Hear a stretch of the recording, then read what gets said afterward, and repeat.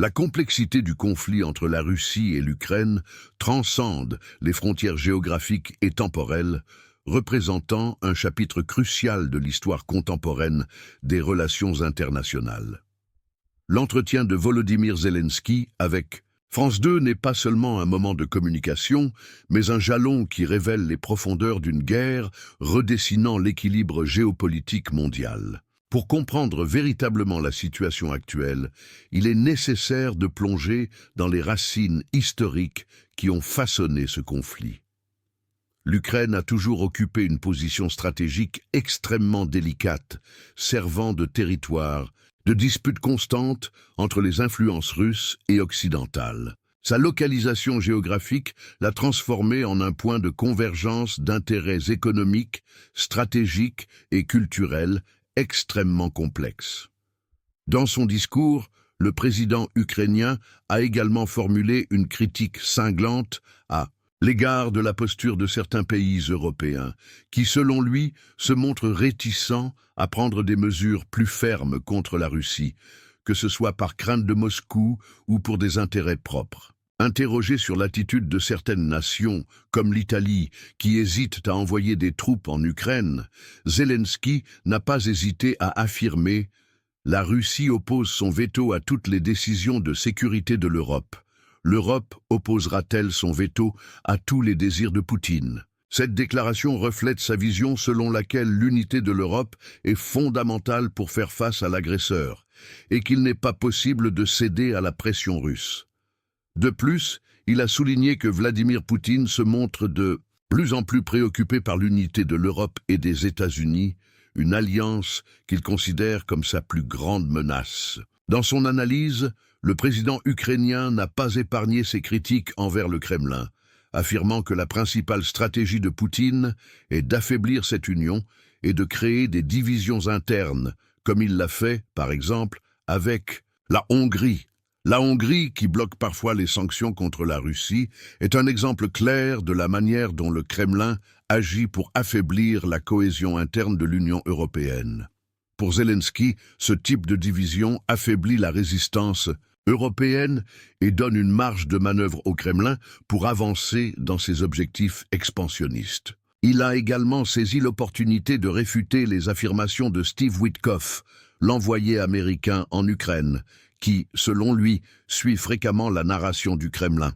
Ce type de rhétorique, qui cherche à déformer la réalité des événements, n'aide pas à construire un front uni contre l'agression russe, et Zelensky a été clair dans son mécontentement face à toute forme de concession au régime de Poutine. L'entretien a également mis en lumière l'importance de maintenir la résistance face à la pression internationale. L'Ukraine, contrairement à ce que beaucoup peuvent imaginer, n'est pas seule dans son combat. Zelensky a renforcé l'idée qu'en protégeant sa terre, son peuple et sa souveraineté, le pays protège en réalité toute l'Europe. Sa confiance en une victoire éventuelle reste ferme, même face aux énormes difficultés que le pays affronte, et il croit qu'à terme, les négociations impliqueront toute l'Europe, et non seulement les intérêts de Kiev et de Moscou. Dans ce contexte, Zelensky a également commenté la situation internationale, abordant des questions de sécurité énergétique et les tensions constantes avec le Kremlin. La visite du ministre des Affaires étrangères hongrois à Moscou, dont le principal sujet était la paix et la sécurité énergétique, a été un reflet de la complexité des relations internationales dans le contexte actuel de guerre. L'impact de la guerre en Ukraine va bien au-delà de ses frontières, affectant les dynamiques mondiales, y compris les questions d'approvisionnement énergétique et de sécurité internationale. L'Union européenne, de son côté, cherche des alternatives pour garantir la stabilité et la sécurité en temps de crise, comme l'a recommandé Ursula von der Leyen, présidente de la Commission européenne, qui a récemment suggéré que les citoyens européens conservent des fournitures essentielles pour 72 heures en cas d'urgence. Une recommandation qui reflète l'incertitude croissante autour de la situation géopolitique. L'insécurité croissante et le besoin d'autosuffisance en temps de crise sont des questions qui préoccupent à la fois les dirigeants européens et les citoyens. qui se voit de plus en plus affectée par les répercussions de la guerre. La dépendance aux ressources énergétiques de pays comme la Russie a généré une instabilité économique et sociale, et l'Union européenne tente de se préparer au défi d'une éventuelle pénurie de ressources essentielles, une situation qui pourrait être aggravée par la poursuite du conflit en Ukraine. Zelensky, quant à lui, reste ferme dans sa vision que l'Ukraine ne lutte pas seulement pour sa survie, mais aussi pour la préservation des valeurs fondamentales qui soutiennent l'Europe. En affirmant que la défense de l'Ukraine est, en réalité, la défense de l'Europe, il ne renforce pas seulement l'importance de la résistance ukrainienne, mais lance également un appel pour que le continent dans son ensemble soit conscient du rôle crucial qu'il joue dans ce conflit mondial. Pour Zelensky, la lutte est pour la liberté, la démocratie et l'intégrité des nations européennes qui, unies, ont la capacité d'arrêter les ambitions expansionnistes de Poutine et de protéger l'avenir du continent. L'histoire récente du pays est marquée par des transformations révolutionnaires qui ont systématiquement défié la domination russe.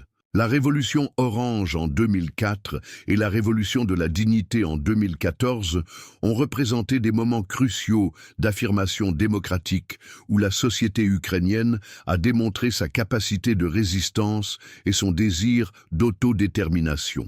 Ces mouvements populaires ont clairement signalé le rejet du modèle autoritaire et la quête d'une identité nationale autonome. L'annexion de la Crimée en 2014 avait déjà signalé les ambitions expansionnistes de Vladimir Poutine. Cependant, l'invasion à grande échelle de 2022 a représenté une rupture sans précédent dans les relations internationales de l'après-guerre froide. Cette action militaire ne peut être comprise simplement comme une action territoriale, mais comme faisant partie d'une stratégie géopolitique plus large de reconstitution de la zone d'influence russe. Volodymyr Zelensky émerge dans ce contexte comme une figure absolument improbable et fascinante. Sa trajectoire de comédien à chef de guerre représente métaphoriquement la résilience ukrainienne elle-même.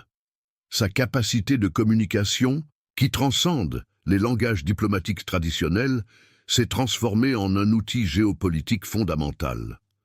Zelensky a réussi à humaniser un conflit complexe, transformant des récits abstraits de guerre en histoires concrètes de résistance humaine. La dimension communicationnelle de ce conflit atteint des niveaux de sophistication jamais vus auparavant. Les stratégies russes de guerre hybride incluent la désinformation systématique, la manipulation des récits internationaux, les cyberattaques et l'exploitation des divisions géopolitiques. La guerre ne se déroule plus seulement sur les champs de bataille, mais principalement dans les espaces virtuels de production de sens et de perception globale. Les impacts économiques sont également dévastateurs et profonds. Le conflit a provoqué des disruptions sans précédent dans les chaînes d'approvisionnement mondiales, notamment dans les secteurs de l'énergie, de l'alimentation et de la technologie. L'interdépendance économique mondiale s'est révélée à la fois une vulnérabilité et une possibilité de résistance. Les alliances militaires et diplomatiques traditionnelles sont complètement redessinées. L'OTAN, qui semblait une structure en déclin au début du siècle, est ressuscitée comme une alliance fondamentale pour contenir les expansionnismes autoritaires. L'Union européenne, souvent critiquée pour sa bureaucratie, a démontré une capacité surprenante d'articulation et de réponse conjointe. Le soutien militaire occidental, symbolisé par les 2 milliards d'euros français, représente plus qu'un soutien financier. Il s'agit d'un positionnement géopolitique fondamental qui réaffirme les principes de droit international et la défense de la souveraineté nationale. Chaque missile anti-char, chaque système de défense aérienne représente non seulement une ressource militaire, mais une déclaration sur les valeurs démocratiques. Les implications de ce conflit dépassent largement les frontières immédiates. Nous sommes face à une possible reconfiguration de l'ordre mondial, où les puissances émergentes remettent en question le modèle occidental d'organisation géopolitique. La Chine, par exemple, observe attentivement les développements, évaluant des stratégies possibles pour ses propres ambitions territoriales. La guerre énergétique s'est révélée un composant crucial de cette lutte. La dépendance européenne au gaz russe a mis en évidence des vulnérabilités économiques structurelles. Les pays occidentaux accélèrent les processus de transition énergétique et de diversification des fournisseurs en réponse stratégique aux pressions russes. Les sanctions économiques internationales représentent une nouvelle modalité de conflit, où les instruments financiers fonctionnent comme des armes géopolitiques. L'isolement russe des systèmes globaux de transactions montre comment l'économie s'est transformée en un champ de bataille, aussi pertinent que les territoires physiques. Les impacts humanitaires sont immenses. Des millions de réfugiés, des villes détruites, des vies interrompues.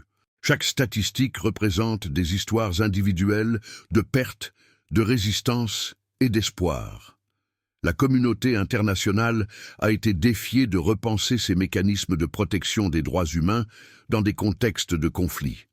Technologiquement, ce conflit a révélé de nouvelles modalités de guerre. Les drones, les systèmes d'intelligence artificielle, les communications cryptées et la cyberguerre ont complètement transformé la compréhension traditionnelle des confrontations militaires.